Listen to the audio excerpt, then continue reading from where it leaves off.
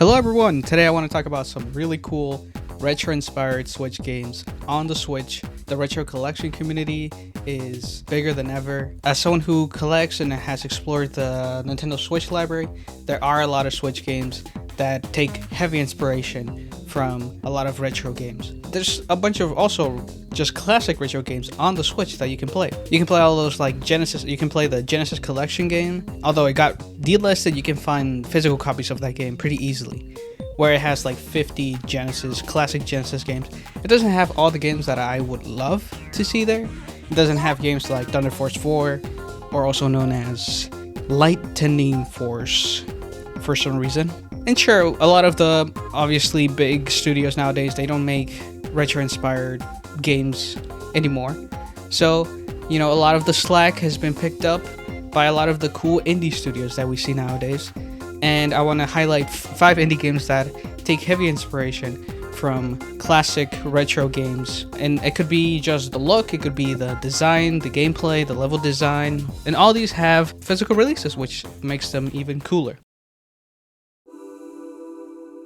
Okay, I'm gonna be honest, this game I have not played. I haven't played this game yet. It's called Vengeful Guardian Moonrider, but judging by the developers that made this game, and the reviews, and looking at the gameplay, this game looks amazing. It's definitely inspired by Shinobi, by the way you move around, the enemy placement and the level design.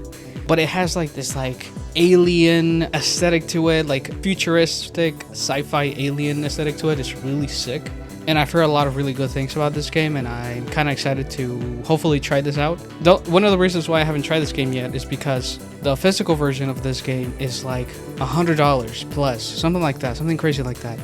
And I was considering getting this game like 2 years ago when it was like around 40 to 30 bucks, and I was like, I'll just wait until later. And now that came back and bite my ass. So that's a little unfortunate, but I would definitely recommend this game. I'm planning on getting it probably a digital copy of this game, but because it looks so cool. The second game I want to talk about, Curse Crackers.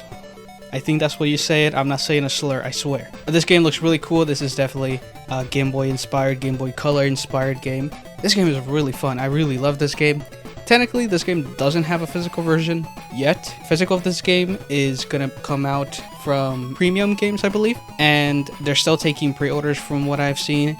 And I think it's gonna come out next year, or like eventually, someday it's gonna come out. I don't know, but it's getting a physical, and that makes me very happy because this game looks very cool. And it's definitely, and although this game is very inspired by a lot of Game Boy games, definitely by the aesthetic, it plays completely different. A lot of Game Boy platformers can be a little bit slow, a little bit more methodical because the hardware couldn't really handle that much. But in this game, it's almost a movement platformer, right? You move around, you double jump, you like somersault all around the place. This game is very fun, and I definitely recommend anyone who hasn't played this game to check it out.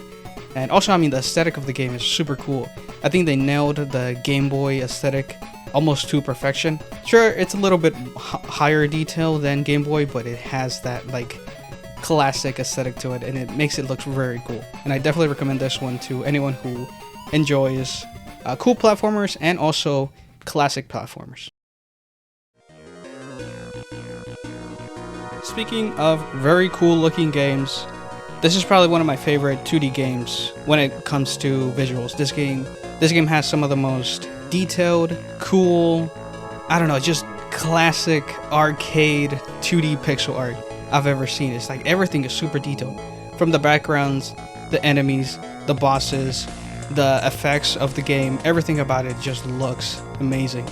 And although this game is pretty short, this game you can technically beat it in like an hour or two. It follows the classic arcade 2D platformer to a T, right? With like very high difficulty.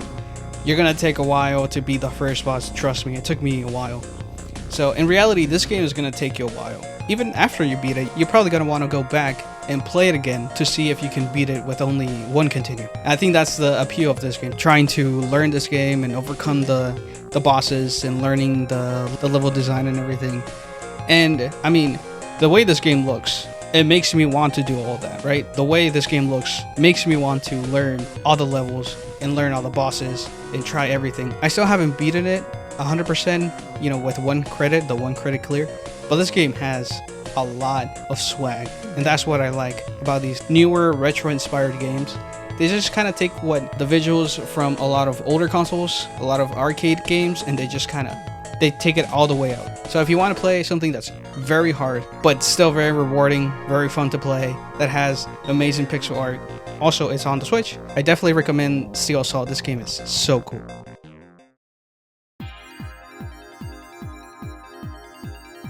The games I've talked about have been pretty classic arcade style 2D platformers. This one I want to talk about something, it's a little bit different. Record of Lados. This game is great.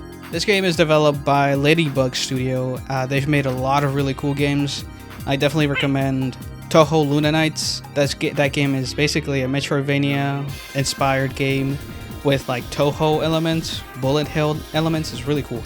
But the one I want to talk about right now is Record of Lados, because that game takes a lot more inspiration from Castlevania. So recently we've seen a lot of games take heavy inspiration from games like Metroid. I mean, we have the whole Metroidvania category of indie games coming out nowadays, but not that many of them take heavy inspiration from the Castlevania part of Metroidvania, and that's what this game does. It's basically more of a Symphony of the Night inspired game, and it does it very well. It does it in a more compact way. It's a shorter game. I think I beat it in like around 6 to 7 hours, but a lot of the maneuvering and exploring of the area is really cool and is really awesome. On top of that, it also has this really cool like polarity system to it, where you can switch from blue to red to absorb different projectiles or attacks.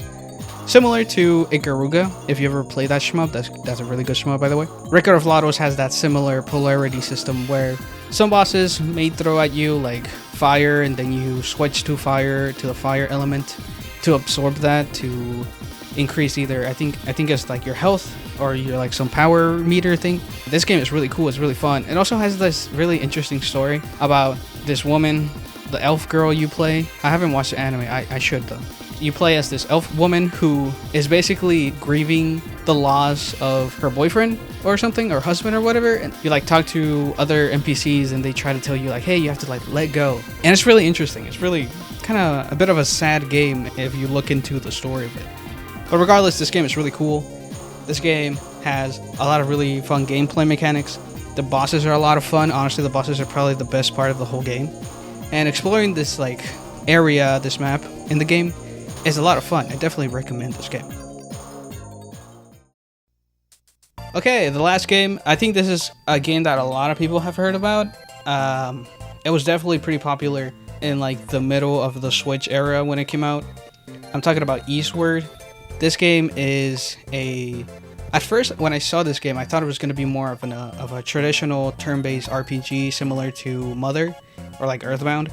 But actually when I played it, it played more like a Zelda game, surprisingly, with like more slice of life, like life sim elements to it. The story is the main focus of this game. The gameplay is almost secondary, or not secondary, but like there are definitely a lot of like story moments packed in between a lot of the gameplay moments. You go from area to area, killing monsters and exploring different areas. But also there's like moments where you do little fetch quests to advance the story. And also this story is kind of all around the place. You go from like the woods to a science place to a plane with a circus in it.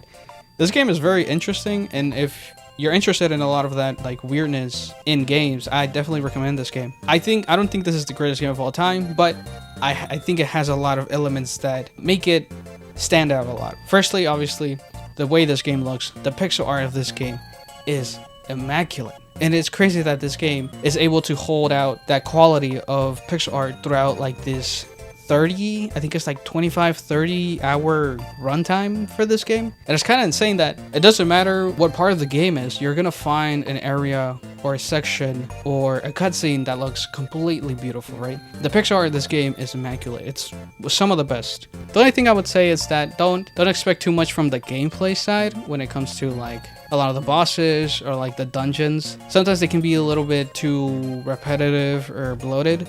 but regardless, I still think this game is still worth trying out. Definitely recommended. One of the coolest retro-inspired games I've played on the Switch. So what do you guys think? These are 5 retro-inspired games that I wanted to talk about, that I wanted to show off and highlight for people to play on the Switch and try to collect. Tell me some of your favorite retro-inspired games on the Switch that you recommend. Let me know.